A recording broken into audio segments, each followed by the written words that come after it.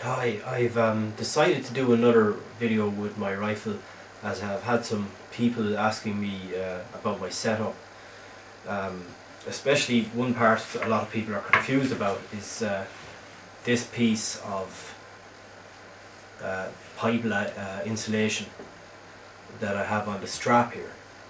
And this has a very um, distinct and important and useful function for if like this is really does concern um, people that are interested in precision shooting in the field.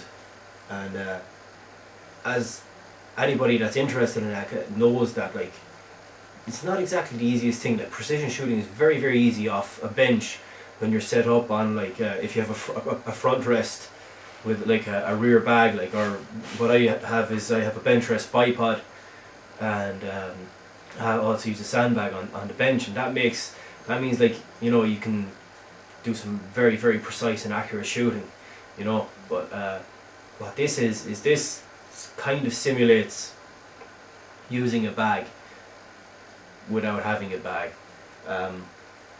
What I tend to do is most precision shooters will assume a shooting position not like this. Alright, this is a mistake a lot of people use when using a bipod. You don't need to have your hand here when you're using a bipod. The bipod is already supporting the front of the rifle. Okay, there's two legs at the front. So what a lot of people do is they put their hand on the stock like this and put their fingers on their bicep. Just hold the stock between this part of their hand here. See? Like that. And that means you're supported on two legs on the back, and both your elbows are supporting the gun on the front. And to move it up and down, all you have to do is move your thumb. But the thing about that is you're introducing a lot of shake into the weapon, because you've obviously got a pulse in your arms, you pulse in every part of your body, like. So when you're like that, I mean, like, at 100 yards it's not that obvious, but if you're trying to do some precision shooting, like, you know, say headshots on rabbits and squirrels and stuff at out to 200 yards and beyond, it's very hard to do that without a sandbag. So I came up with this idea that you get this piece of pipe lagging, put it on the strap, and there's a part here on the strap that, you know, that kind of links onto the gun. You put it right up to that, right, but leave it so it can still rotate freely, right, if that's the right word, sorry. But what you do is you just hold this in your fist, hold it like this, right, and all you have to do to let the gun up or down is just open or close your fist ever so slightly, and that makes a big difference out at the further distances. So I just assume it normally, and when I can, I try to have this arm as perpendicular to the rifle as I can, and then I just move it up and down accordingly to whatever height I need to.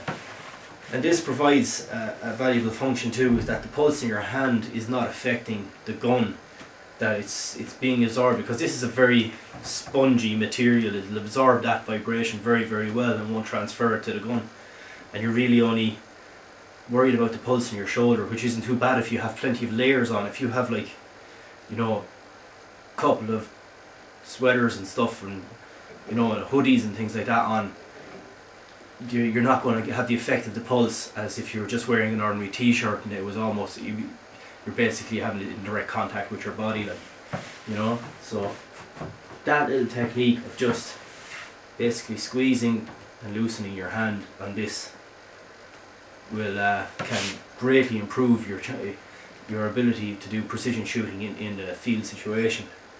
And also, if sometimes when the bipod, sometimes you can't have the bipod nice and low. You're always better off to have the gun as low to the ground as possible, you know. But let's say if you have to extend the legs out fully, this becomes difficult because it gets longer So what you can do is just bring it back and have your hand rest there, and then grab your bicep as you would. It's not as steady as the other method, but it's a big improvement on just having your hand directly contacting your bicep. Yeah, so I hope people can gain something from this video. Like I really do try to put up videos that are useful to people that are new to shooting, because I've only been shooting for about a year, maybe 2 years, and I really wish that I had videos like this up on YouTube, or just someone to tell me, like, because it can be a difficult thing to figure out by yourself, you know. So yeah, that's it. I also used one of my videos with the ballistic calculator, and I made a little dope card that I can bring with me. I didn't want to paste one onto my rifle because then it's stuck there and it just looks odd. So I just made this little card with range settings from say 100 to 200 yards in 25-yard increments, and then the wind settings for 10-mile-an-hour winds, and on the back of it then I have the windage settings for each range from 1 to 9-mile-an-hour winds if I have the time to set the rifle up. If I'm at say 150 yards from whatever I'm shooting at, and I have the time to take out the card and set the wind. I use a Caldwell Wind Wizard to measure the wind. It's an excellent tool. It really improves your chances of hitting what you're shooting at, I can tell you that. And I also use a laser rangefinder, which like a lot of people say, why do you use it, like if you're only going shooting to 200 yards, but I'm usually using a .17 HMR, and the drop from if you're zeroed at 100 yards and you're trying to shoot at 200 yards, the drop is like 9 inches, like, so you're going to do like hold 9 inches over your target. No, screw that, you're going to dial it in, so you need to, and the rate of the bullet drops between 175 to 200 yards, or even from 100 yards to 175 yards is it's a few inches, like, you know what I mean. I can't think of the exact drop right now. It's something like 3 inches maybe, but a laser rangefinder is a useful tool to anybody that's interested in precision shooting, like. And also the Caldwell Wind Wizard, well worth the money. Caldwell Wind Wizard wouldn't set you back more than $50, like, But yeah, that's it now for the rifle. I hope to get more shooting videos of this. Since I got my shotgun, I haven't been using this rifle very much, so I hope to get back. I'm starting to suffer withdrawal symptoms from my rifle. I have to use it again very soon. So stay tuned for more action with this weapon also.